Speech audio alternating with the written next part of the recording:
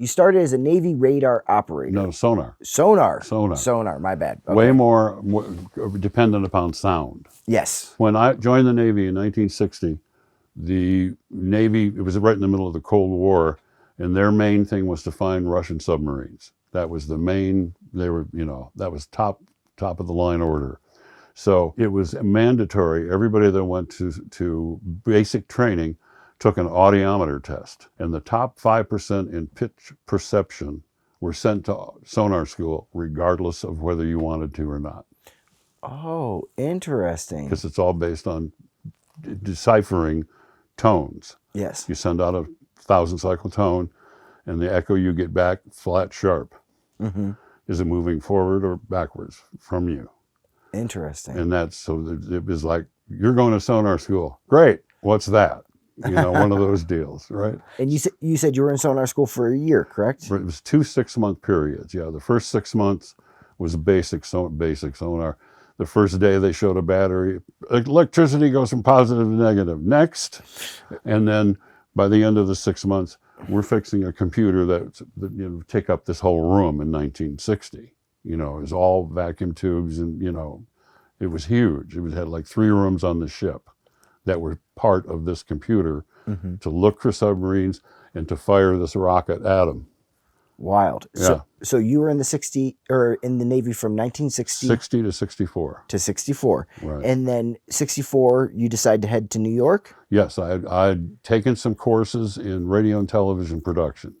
And I was going to go to New York, and I'd already been accepted at NYU and New York Institute of Technology. But I couldn't start. I got out of the Navy in February of 64, and I couldn't start school till the fall.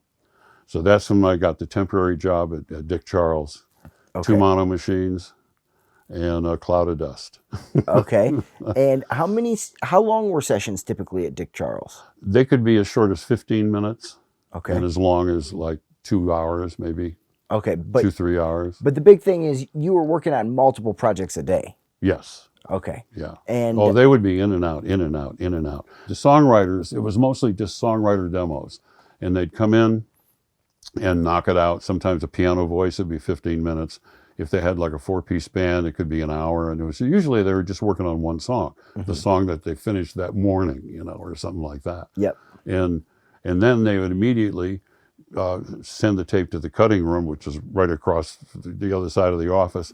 And Gary Kellgren and I would cut 15 acetates. So that was the way they would get the song out to producers and artists and things like that. Okay. So they'd come in and do the demo, and then they'd want 15, 20 acetates or whatever. And that was the MO during the day. Did you only have the ability to cut a single disc at a time, or could you cut? No, we had two lays. Okay, 2 lays. We could do 2 at a time. Okay, so 7 passes. So some sessions, you spent more time cutting the acetates than you did. Yes, correct. Yep. Yep. Okay, very interesting. And was that one of those things where you'd be in the control room engineering and Gary would be over there cutting acetates from the previous session, or? Usually, well, most of my time there, I was in the cutting room. Okay. Most of the time, I would, like I said before, I would only get like piano voice demo, guitar voice demo. I didn't do any. I did maybe at most 3-piece sessions before, the most I'd done at Dick Charles. And then when I went to Region, it was a 4-track studio, and Bob Lifton was my boss, and he taught me how to engineer big dates. Okay, so, going back to the cutting room, I've always found one thing about, the way EMI did their business very interesting, is that when you became an engineer, that was their first spot along the way, was that you learned how to cut a disc so you knew exactly how much bass that you could put on it. Right. Do you feel like that was very helpful? Oh, yeah, definitely. Yeah, we'd ruin it. As a newbie, you'd ruin a few discs. Yep. Too close together, not loud enough, not soft enough, whatever. And it was, yeah. And so in your first room there, do you remember the tools that you had to go to battle? Did you have an equalizer and a limiter, or were you pretty much just pushing the level up? No, it was straight. Okay. There was no messing around from the tape to the lathe. It wasn't mastering per se. Yep. It was whatever the engineer made in the studio, that's what it is. Okay, and were you cutting to a Scully or a Neumann? No, 2 Neumanns. Okay. 2 Neumann lathes. Awesome. Yeah, Awesome. So after, Dick Charles, you move over to Regent Sound Regent. and you met a mentor there, Yeah, Bob Lifton. Bob Lifton. Bob Lifton taught me more about engineering in the first year than I could. It was like overload. He taught me so much. Okay. And then, And by the end of that year, I was doing dates with 30 people. oh, that's awesome. Yeah, So, on 4-track. and for everybody at home, that's 30 people live in the room. In the room, all Yep. at the same time. You could have full rhythm section, 4, 5 horns, 10 strings, background singers, lead vocal. And so, in a situation like that at Regent, how big was the console to take in, all of those people and then mix I them? think it had 15 inputs. 15 inputs. Okay, so you were still using a lot of single mics on sources. Oh yeah, and 2 mics on a whole big string section. Yep. That's about all you could afford. Absolutely. Were they great microphones back then, Oh Neumann's? yeah, Yep. yep. There were a lot of Neumanns. The early versions like not the 47s and what was the fat one? The FET 47? Yeah, Yep. that. And the 67s with an outside power supply and all that. Do you remember using a lot of small diaphragm condenser microphones? Not very many. Okay, so Yeah, a lot there's of. a lot of dynamic mics. Okay, awesome. And if you had to, remember up something that Gary taught you, what stuck with you the most from that time period? But it was Bob. Oh, Bob, sorry. Yeah, Bob Yep. Lifton. Speed, Speed. union dates. Okay. If it's a 10 to 1, at 10 you're going to get a downbeat. And if you're not ready, you're costing everybody money. Okay. And at Regent, did they have a house kit and a house, Yes. Okay, so Yeah, I could pre-mic that. Yeah. Yep. So for the most part, people were just bringing in their instruments, plugging Right. it into the amplifiers that were Right. there, and going. Exactly. Okay. And how much time was allotted on the books for transitions between sessions? An hour. An hour. Yeah. Okay. So they did give you a little bit of time. But Yeah. Oh yeah. Yeah. And if you're going from a 4-piece rhythm section to 20-piece date, you better get your ass moving. Absolutely. Absolutely. Yeah, you had a lot of work and you did it by yourself. I mean, very seldom would there be 2 people setting up a date. It was whoever the engineer was booked. That was your responsibility. Set it up.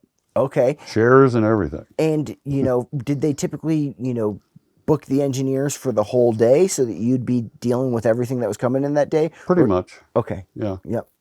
Unless somebody had a favorite, a client had a favorite, and it wasn't the guy that was working. There were 3 of us there at Regent. There were 2 studios and 3 engineers, 2 studios and a cutting room. Okay. Amazing. Yeah. So you're at Regent. How long do you stay at Regent? End of 64 to 68, about 3.5, 4 years. Okay. And then from there, you moved to the Hit Factory, Hit correct? Factory, yeah. One of my clients at Regent was Jerry Ragavoy, songwriter and producer. And he really liked my work a lot. And he said, I'm going to build a studio. I want you to come with me. So I went with him. Okay. So he builds this studio. He takes you over there. Are you, starting as the chief engineer? Yeah. Okay. So no. How about starting as the only engineer? the chief and only engineer Right. at the original Hit Factory. I'm the best engineer and the worst engineer they got. The only option you got. That's it. So, Hit Factory was a one-room facility then at that Yes, point, at that correct? time, yeah, the first one was. And how long before it expanded? He built, the first one was on the 3rd floor of 701 7th Avenue, 3rd floor above a strip club. And he built the second one on West 48th Street, it was right around when I did BB. Mm-hmm. So it would have been 69, I think. Okay. Because I did all the rhythm tracks at the original Hit Factory, and I remember doing the string overdub on The Thrill Is Gone at the new. So it was right around that 68, 69 probably. Okay. And by that time, you had already transitioned into being a staff producer over at ABC. Right. Yep. Mm-hmm. So, when you became a staff producer, you still decided to go and work out of the Hit Factory. Yeah. Well, I knew the room. Absolutely. Yeah. Did that, Did you have a problem getting in, or could you pretty much make your own hours at that No, point? the assistant that I had near the end of my tenure there, Joe Zagarino, was now the only engineer. And but I still would freelance. I'd come in and, and he would assist me. He'd go back down to the second chair and I would come in and do it. That's awesome. Yeah. And what kind of console did you have there? That was another custom, one of a kind. No, I think 10 in, and that's about it. Wow. Couple limiters. Do you remember what limiters? The gray, the gray version of before the LA. It was the LA2. Mm-hmm. It was like boxy, about like yay. Yep. And I think 2 of those. And that's about it. Okay. And were you throwing everything through them, drums, or when? No, not necessarily. I didn't use compressors early on, hardly at all. Okay. On the vocal. Yep. More than anything on a vocal. And when you were done with the mix, would you compress the mix back then? In mastering. Okay, but not. No, I wouldn't mix through it. No. Yep, not at Region. No. Okay. That didn't start till quite a bit later. Okay. Amazing. So you're at the Hit Factory. You're a staff producer for ABC Records, and you have a wonderful artist in there, B.B. King. Right. And you asked for this job, correct? Yes, indeed. I hounded him. Okay. Hounded him. And how'd that go down? You can't do that. Well, why can't I? Well, you're white and you're too young. I said, well, so what difference does that make? And they finally said, okay, we'll set up a meeting with B, and if B likes it, then we'll let you do it. So I pitched my idea to him, which was a mixed band, R&B bottom, drums and bass, and rock and roll guitar and keyboards on top. And he liked the idea. He thought that was interesting, but he didn't want to fully commit to it the first album that we did together. So he said, let's do half the album with my band, my road band, and half your way. So we went down to the Village Gate and recorded his band, and that was the first A-side of the album. And the B-side was all my guys.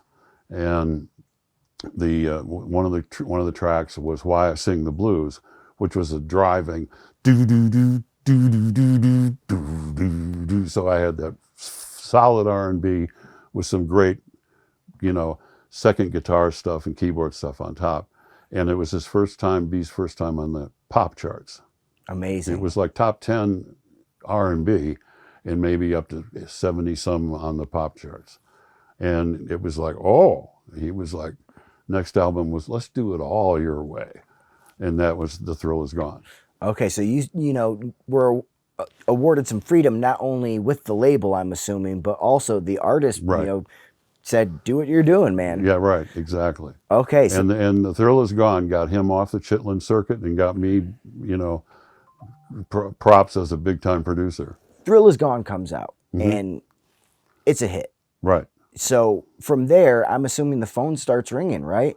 Not really, because I'm staff producer. Okay. I can't do outside work. But even within the label, that isn't what happened, Well, right? what happened was they said, oh, maybe you do know what you're doing, and if you want to sign a band, because I told them I wanted to sign a rock band, and they said, okay, now you've proved your point, you can sign a rock band, and that was the James Gang. Okay, and you were telling me that you went out to Ohio Right. to see a bunch of artists, based on the recommendation of a friend. I found Michael Stanley on that trip. There's about 2 or 3 different trips of listening, and I found a band called The Bold out of Massachusetts. I made a record with them. It didn't do much, but Michael Stanley was in a band called the Tree Stumps, which I turned their name into Silk. Okay. And they got on their album got on the charts for 2 weeks. They got up to 191 and then fell off.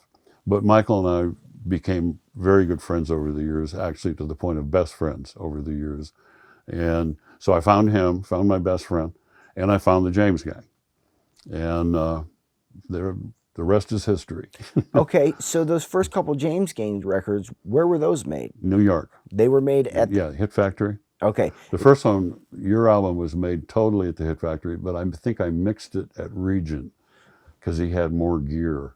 Really? Yeah, there's a couple more toys. I forget exactly, and I also liked the Echo. There was a live room that was a killer. Okay, just dedicated for the Echo? Yeah. Yep. A live room, a live echo chamber. And Rides Again was started at the Hit Factory, and then we went to the record plant for some, and then we finished it out in LA at the record plant. Okay. So that was when I first moved out there. So, you bring up the record. This is where we start intersecting with the record plant for the first time. Right. And, if we go back to Dick Charles, right? Or was it Regent where you met Gary? No. It was Dick Charles. Yep.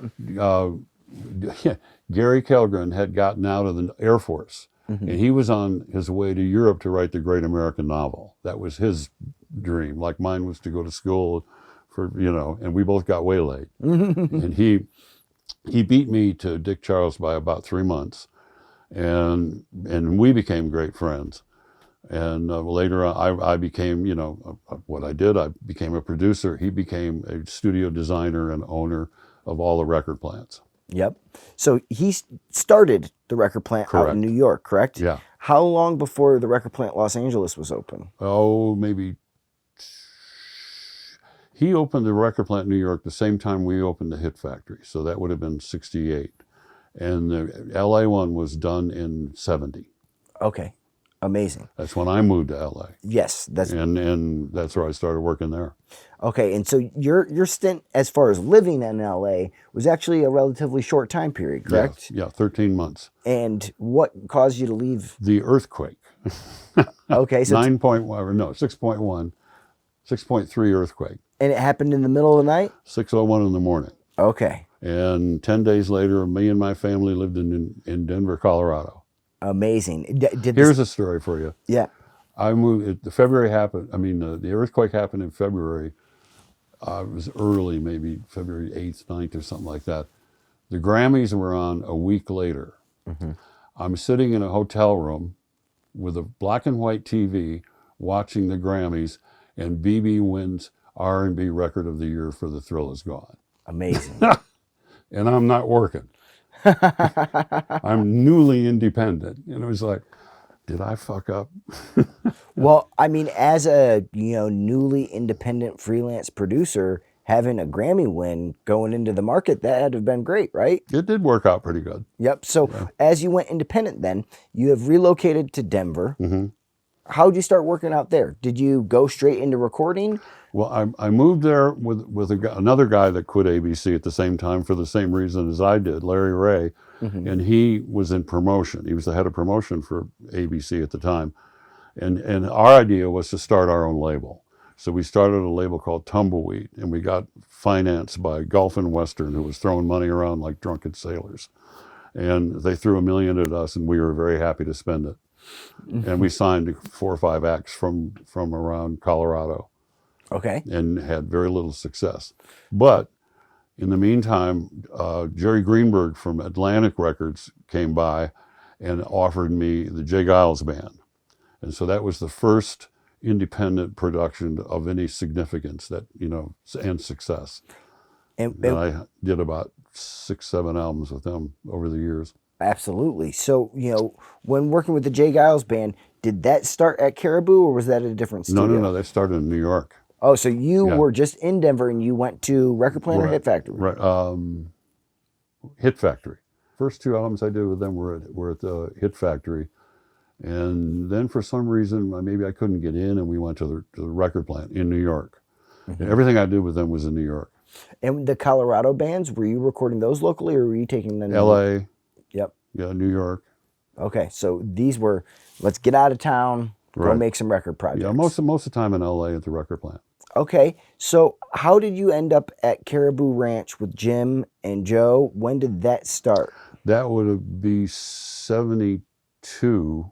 We heard rumors that Jim Guercio was building a studio on this ranch, which happened to be 3 miles from where Joe Walsh's house was up in Nederland, Colorado. So we went to visit him, and I was very aware of what he'd done with Chicago and the Buckinghams and stuff like that. And we went to visit him, and the studio was almost done. It was on the second floor of the barn. The first floor was still dirt floors, stalls were still there, no bathroom, and he didn't have a board yet. But the carpentry was all done, and the piano from Steinway from Columbia Studio A was there. That had been given to him by the bigwigs at Columbia for all the money that he made them as a staff producer, and so everything was there but a board.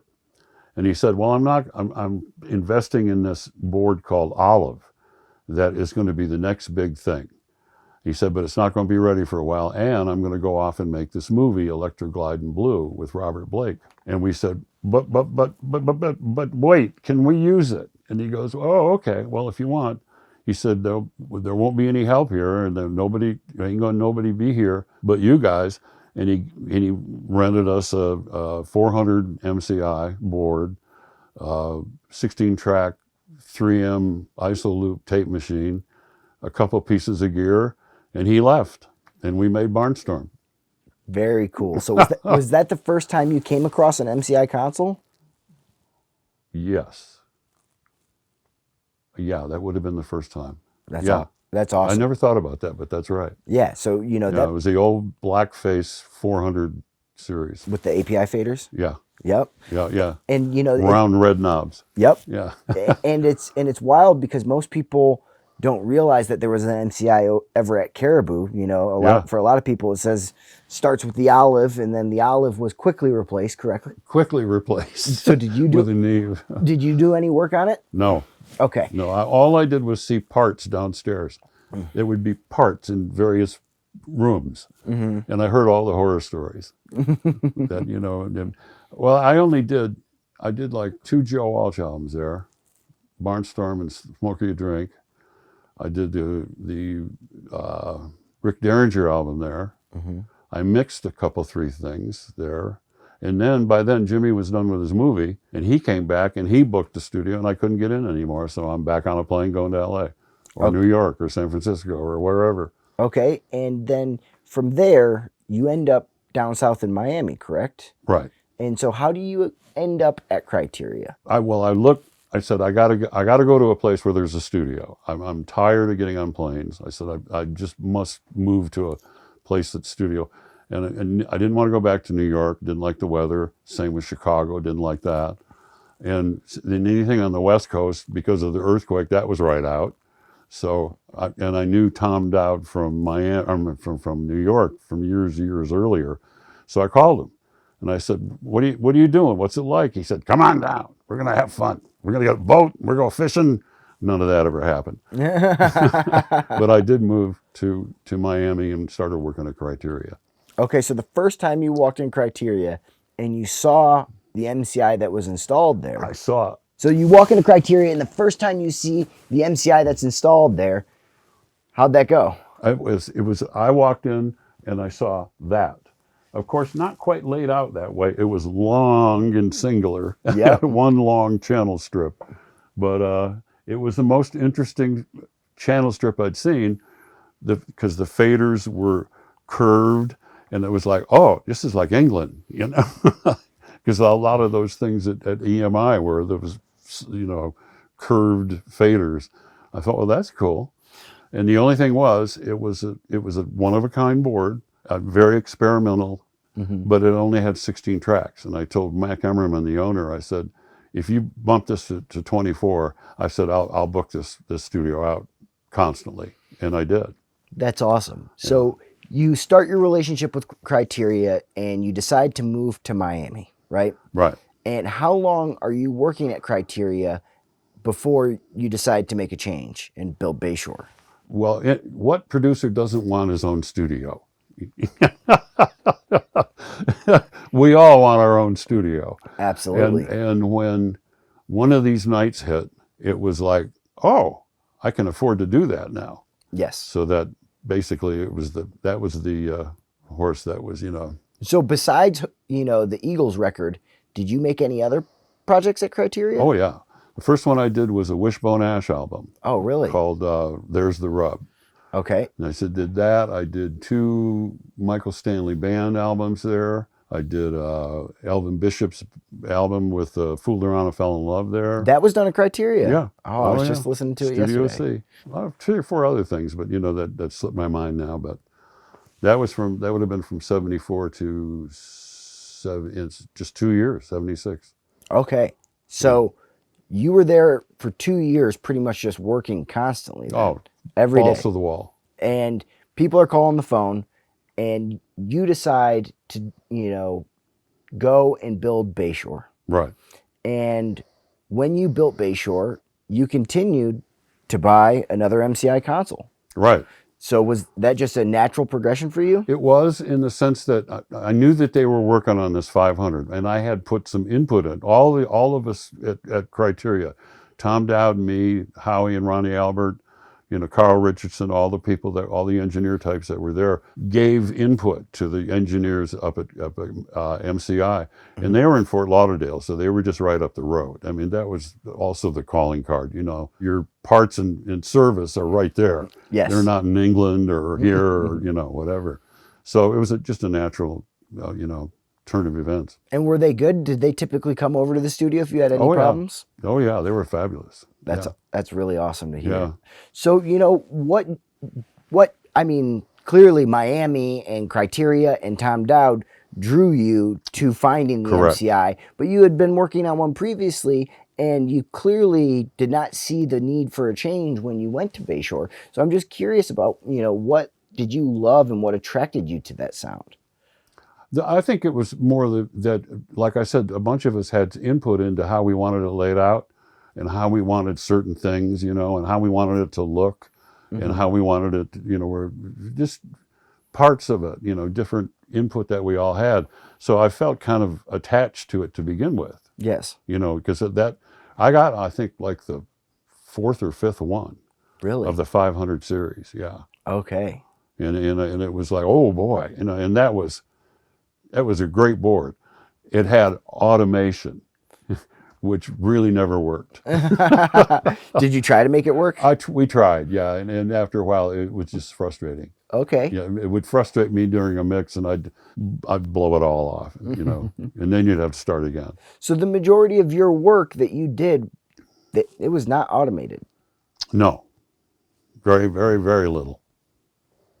I mean, that's absolutely amazing. Even when I went and would work on Neves, which had nice automation, I started using it maybe in the 90s when I was working at a place called Reflection in Charlotte. Oh, okay. Yeah, they had a Neve they had a Sony. They had a Sony first, and then they had a Neve. And you started using the automation then. Yeah. But back when you were doing all these seminal records down in Miami, were you trying to do mixes in full passes, or were you trying to do mixes where you would be splicing stuff together? Full pass. Full passes. All at once. Okay, and that is something that I think is really lost on people nowadays. It was almost There's a lot of things that are lost on people nowadays. Absolutely. And they're basic things. It's basic recording that is ignored nowadays. And the whole builder record thing is like, put 5 people in a room, please. Have them play together. It's so much better. I mean, yeah, here I am down here, build a record. That's the only thing I can do down here, really. But like you say, there's a lot lost. There's a lot of deferred decision-making process that put off, but there's also deferred results. You don't really know what you have. Right. And when you say that you recorded The Thrill Is Gone with BB live in the room, doing vocals with the band, right. and the only thing that's recorded are the strings as that was an the only overdub. overdub, yeah. When you sit there and you listen to that master tape without the strings on it, it had to still felt great. Of course. And it was instantaneous, right? Yeah. So how many takes for a song like that did you go through? I don't think we did more than a half a dozen.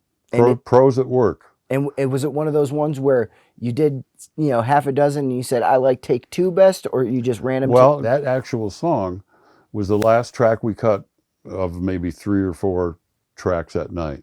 And I remember everybody left, and it was 11-ish or so when we quit. And I was listening by myself to all the takes. And in that process, about 2 in the morning, I went, oh, strings on here would be fucking fantastic. And I literally called BB up at his hotel at 2, 3 in the morning. And I said, B, I got a great idea. I want to put strings on The Thrill Is Gone. And there was about an 8-second pause. And he goes, that sounds interesting. Now I'm going back to bed. Boom. And a week or 10 days later, I had him up to the studio to watch, you know, the overdub of the strings. And I'm at the board and the string section out there, and he's sitting off on the side.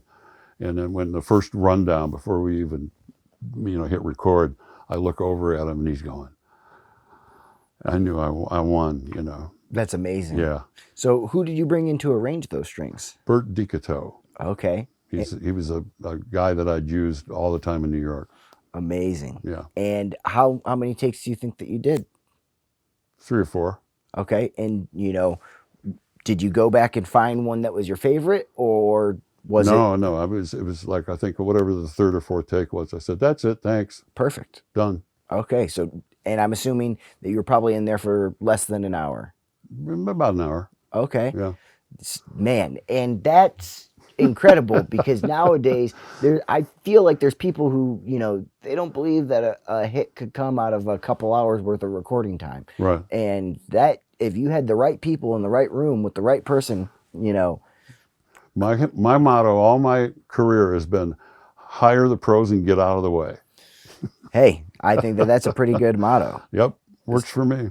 So, you know, you walk into Criteria for the first time and you see this console. You had a history of working on custom consoles. Did this thing feel new and exciting to you at that time? It did indeed. It felt very new-ish. Mm-hmm. It was like, oh, that's not, you know, some thrown together rotary fader, you know, mishmash. Yes. It looked interesting. And the coolest thing ever about this console was how to select what channel it's going to. And that was my next set. You literally followed me into my next segue. So there was a very interesting thing that most people don't even attribute to you or know that you did. But, you know, in my opinion, you invented, you know, what I would consider modern multi-track comping. Yeah. Yep. And it was because of that. Well, it isn't on there. Yep. But there was a grid of these micro-fast relays that were just extremely fast. And I could put 4 vocal takes up right next to each other, and I could go between syllables and did it, you know, and got in the Eagles when they first, they went, well, we can really, you know, nitpick now. And they just nitpick the hell out of stuff. For instance, Lion Eyes. City Girls just seem to find out early. That's the first line of the song. That's 6 different takes from 4 different days on the vocal. Do you remember how the syllables were split up? City is 2 different takes. Okay. Girls, I think, was 1. And after that, I forgot. No, but I mean, that's amazing. And, you know, you were doing that in, you know, not real time with the band, but in real time as the tape is running. Yes. You were literally playing the console like an instrument to pick your favorite takes for those vocal tracks. Correct. Right. I think that is just absolutely incredible. How long did you spend with the console before you started doing that? Within minutes. Really? Yeah. So you sat down at the desk, you saw those funky bus routing switches, which most people don't know out there. Those are actually made with a pin. So that's literally a sewing pin that goes down, and the top of the pin head is what you're touching there. Right, yeah. And you sat down at the desk, saw that, and you... Well, I just by accident found out, oh, these are fast as hell. You know, well, wait, I know how we can do this, you know, and it didn't take long. Probably that Wishbone Ash album. Really? Might have, you know, the first one, because it was the first time I'd ever seen that. Yep. And I never saw it again afterwards. No. I've never seen anything like it either. And it was clearly, you know, them pushing the bounds of what they were trying to accomplish. Very, very cool that you were able to just instantly turn that into something new. Yeah. And when you went to the 528 afterwards, was that something that you missed, or did you Yes, I did. You did? Yeah, I did miss it. And I remember during the design phase of the 500, and I think I mentioned something about that. Well, how am I going to get my fast relays? You know, and there was, I don't even remember what the answer was, but it was like, well, not in the frame that we're doing, and yada yada, and double talk, and it went bye bye. Yeah, because as far as all of the 528 module stuff, the busing and everything was part of the individual channel strips. Right. Where in that console, the individual channel strips were separate of those matrices. Right. Yeah. Very, very incredible. So did you ever have a need to go back and be able to comp like that, or did you figure out other ways to get around? I figured out other ways to do it. Mostly with the mutes and stuff? Yeah, mutes. Yep. Yeah, or if it's really tight, punching it in on the machine itself. Oh, really? Sometimes that'd be a little bit quicker if you're trying to get something right in a real tight space. Mm-hmm. You know, you can have it up and do the first part of the line, have that recorded, put up the next part that you want. When that comes up, hit record. Wild. So how much time do you think that you'd spend comping a vocal on the MCI back then? On this board? Yeah, on this one. It would depend on how many nits we're going to pick that day. And I mean, other than the Eagles, it would be fairly quick. Yes. But with Don and Glenn, it was arduous. It was long, and sometimes to the point of, let me hear 4 again, let me hear 3 again, let me hear 4 again, let me hear 3 again. It was like that over and over. Wild. And it was almost hypnotic. So the first time that you played back Hotel California with the vocals comped, and you decide to sit down and mix it, you say, this is what's going to mix.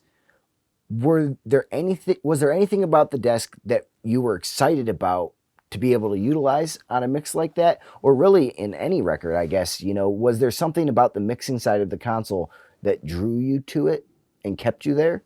No, not really. Okay.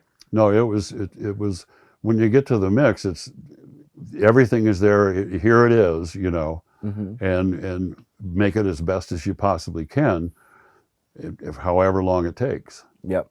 It will, and it wasn't. I mean, yeah, every studio's got their toys, and every board has their idiosyncrasies and or toys. Yes. And you use whatever you have. Yes. Well, this has an interesting feature that you didn't really utilize too much, right? The noise gate? Yes. Yeah. I don't think it really worked. I never used them. Yeah. And, for the time period of when a lot of people were inventing noise gates and stuff like that, you tended to shy away from them in general, right? Pretty much. Yep. Yeah. And even to this day, you've got a drummer down here that, your son said you were utilizing for toms, Yeah. but your kicks and snares, they're just rocking wide open. Very seldom do I, yeah. They just open up, just calm down the tom ring. Yep. That's it. And back then, were you typically doing that with a lot of deadening then? Mostly deadening, yeah. Yep. At that point, yeah. And that in those days, dead rooms were the norm. Yes. There was a lot orange carpet. Yes. Criteria, god awful orange carpet. But all of them were pretty much dead rooms, and it wasn't until a little bit later on, I would say maybe mid '80s, when live rooms were once everybody heard the drum fill in the air tonight, game over. Then it was, I need a live room. Yes. So, when you are at Criteria and Bayshore, your toolkit, nowadays everybody has 7,000 plugins and a bunch of stuff Right. to choose from, but you really had your consoles, a couple limiters, a couple of outboard pieces of gear, such as your Cooper Time Cube, Right. and Some DDLs. yeah, some digital delay Right. lines, an EMT maybe. Oh yeah. Yep. Yeah, I had 2 EMTs at Bayshore. Okay, did you tend to keep one long, one short? Pretty much. Okay. That was the deal. Yep. You Yep. got it. It And was like 1.5 and 3 okay. or something like that. And so that was pretty much it. So, Yeah. you know, were you utilizing things like the EMT on your snare drum at that time? I Or? did that, or I'd do tape delay send to a chamber. Okay. So, you know, like for instance on Rocky Mountain Way, the snare is a, you know, that's that sound. It's tape delayed EMT. Okay. Into an EMT. Right. So when you were up at Criteria or at Caribou, there wasn't a lot of stuff there either, right? No, but Yeah. he did have. I think he had 2. I know he had 1 EMT. I think he had 2 also. Okay. Yeah. So the dual EMT was definitely a thing. Oh, that was a thing. Yeah. Okay. Yeah, that was the sound. And you had 2 over at Criteria as well? No. Oh no, we had a EMT and a live chamber. Okay. A dedicated live chamber. But that was a chamber that you had to book the chamber because all 3 studios could use it. yes. You know, and so I need the chamber for Tuesday. Was there ever a problem trying to get the chamber? No, sometimes you'd have to rebook Yep. if you're mixing something and you really want it. And you know, we all got along, but sometimes we'd argue about, no, I got to get this mix done by tomorrow. Well, so do I. And back then, how long do you think that you typically spend on a mix? A day. A day. That would usually be it. Okay, and you were rocking, you know, JBL 4311s? 4311s, and then we went to 12s. Okay. 4312s. Did you do a car test, or did you have a transistor radio that you like to listen to it on? I would do, we had those awful tones. Oh, Oratones. Oratones, awful tones. Yep. That would really tell you what you got, Okay. you know. So were those, you know... Criteria also had a transmitter that we could do it out to our car radio. Yeah, that's why I brought up the transistor radio. Right, Yep, yeah. yep. So, did they when you went to the Oratones, was that something that you would switch back and forth through often, or was that the end of the mix double check? End of the mix double check. Yeah, I would mix at very low levels, not very low, but low, and for mixing. Recording is like balls to the wall. Let's go, you know, get excited. But mixing, it would be very low levels, and then when I got a mix that I thought I liked, I'd turn it up and double check everything, and then I'd put it on the awful tones and see what I had really had with no bottom. So, you know, did you the MCI either at Bayshore or at Caribou or at Criteria? Do you ever remember them giving you any shit? Were they pretty reliable for you? The consoles were pretty good. The consoles were great. The tape machine, for a little period there, went through a period where we called MCI Master Crunchers Inc. Okay. And it would eat a tape every now and then. Ooh. And I don't remember how they fixed it, but they eventually got it right, you know. But there was a time there where the tape machines would eat it. But the boards were always great. Did you ever lose a tape that you really didn't want to lose? I mean, of course, I know we don't want to lose all of them, but right. Is there any that... I think a couple of times, yeah.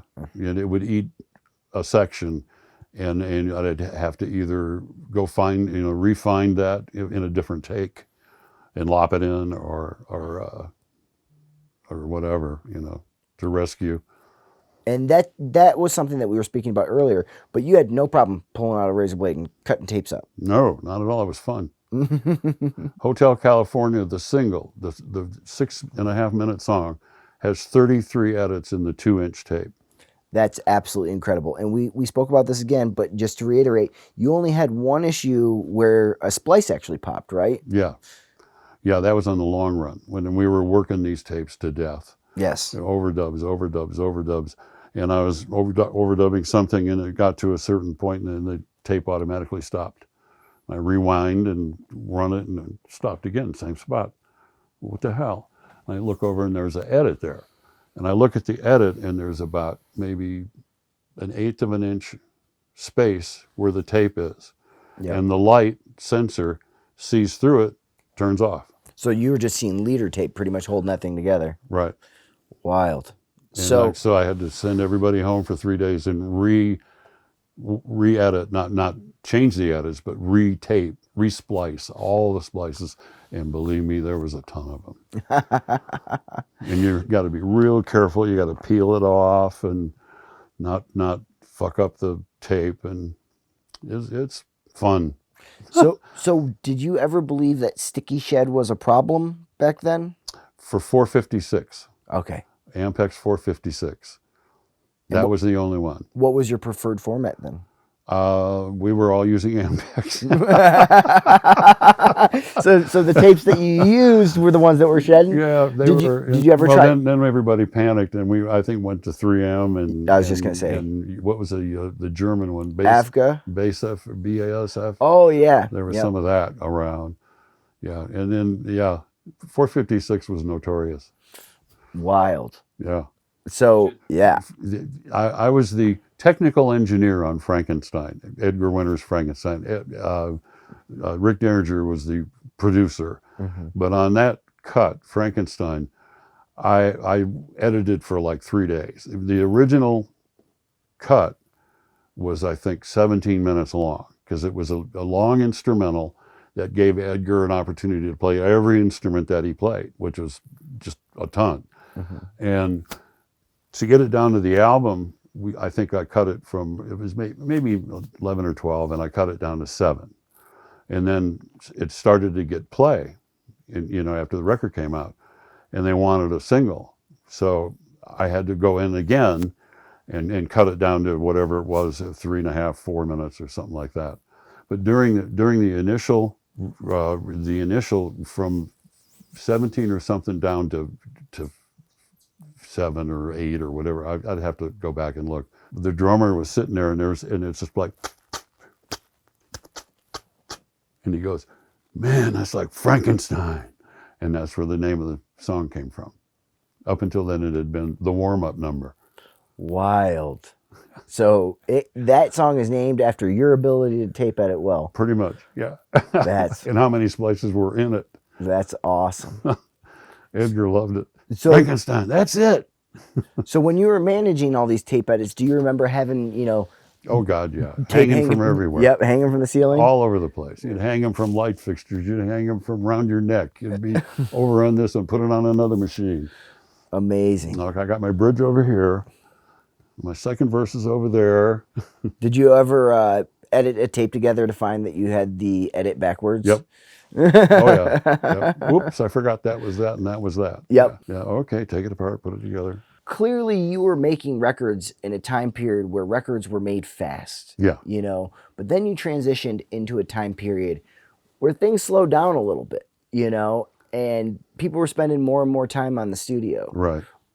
How did that feel? Did that feel like you finally had all of this time and ability to explore to your heart's content, or did that feel frustrating in the sense that some of this stuff should be easier to accomplish? It's a little bit of both. Mm-hmm. A little bit of, well, you have an unlimited budget, like with the Eagles. You can you're spending your own money when you're making records. Yes. Your record company pays for it, but they're going to take it out of your royalty check. So you're spending your own money, and you can waste more time. And to me, a lot of it was like, why did we do that? In retrospect. Totally understood. So, did you travel with your own stuff when you would go and work with those dudes? Did you take your own microphones? Some. Okay. A few. And like, for instance, I was telling you about going to Michael Stanley's house and mixing his albums up at his place. I'd load my car up. I mean, I'd take the time cube even. Yep. And my own speakers. I mean, I'd take these guys, Yep. And the car would be full, and I'd plug it all into his place. That's cool. And it was great. And his spot's in Ohio? He was in Ohio, yeah. And what kind Cleveland. what kind of console did he have up there? He had, oh hell, what was it? God, it's been so long since, it's been like 5 years since I looked at it. I forget. It was it was pretty stock, standard 24 in, 8 out. But it worked for you. Yeah. That's awesome. Yeah. So the one thing that I think is so interesting is that clearly you had a couple things that the Cooper Time Cube, for example. Right. It was in Colorado. Oh, I first found it in the Hit Factory in New York. You found it at the Yeah, Hit Factory? Jerry Ragavoy bought one, and I immediately fell in love with it. Really? Oh yeah, I plugged it in once and went, oh, that's that John Lennon sound. Boom, there you go. Okay. So before the Cooper Time Cube, were you using a tape machine to make tape delays, or Yes. okay? Yeah. And this is just, I mean, clearly easier than that, right? Well, for 80 millisecond, yeah. But if I mean with tape delay, you could vary speed it. With time cube was fixed. Yes. Yeah. So when you were mixing things like, Wishbone Ash and the Eagles down at, Criteria later on the MCI, were you also using a, tape machine for tape delay typically? Yes. Okay. I would a lot of times tape delay the send to an EMT, Okay. and so that you'd have the that sound. And you're talking about on snare drum or vocals? Oh, anything, Yep. anything and if it fit, it fit. Okay, awesome. Yeah. And when you would set up the dual EMT rig that you had going for a while, did you tend to dedicate an EMT towards one thing, or was it just overall the vibe? Like if I want a little bit of reverb that's shorter, goes here, or Yeah, longer? that's it. You'd set up the two of them up, short and long. Yep, Yeah. that's And awesome. then what do you need where? Where's the wash and where's the tight? So, do you remember doing things like automating the sends? I mean, I know we're not talking about automation, but okay, verses are going to have some short EMT, and then we're going to the chorus, and it's getting big EMT too. As you were doing these mixes and they were going down. No, I wouldn't be automated, but Well- I might change it. Yeah, I mean not automated, but Yeah. changing. Oh God, Yeah. yeah. Oh yeah, a lot of times. Okay, amazing. Yeah, and turning the echo on and off too. Yes. Like the at the end of or the middle of Hotel California, the echo sucks down and it's gone and, Yes. and slowly builds back up as the next portion goes. Did you do that with the faders? Yeah, Okay. yeah. Well, you just turn it off and then pull the faders down, turn it back on, and then slowly ride it back up during the next verse. So you just hard cut it, Yeah. pulled them down, Uh-huh. and then Ease them back in. amazing. And so when you were going to prepare to lay down these mixes, were you, was there tape everywhere? Did you have a piece of paper where you wrote this out? Or did you just know what you wanted to do? No, I mean, it was a white grease pencil. White grease pencil. Yeah, all over the board. And I see one sitting up there right now. You don't leave home without it. Okay. Amazing.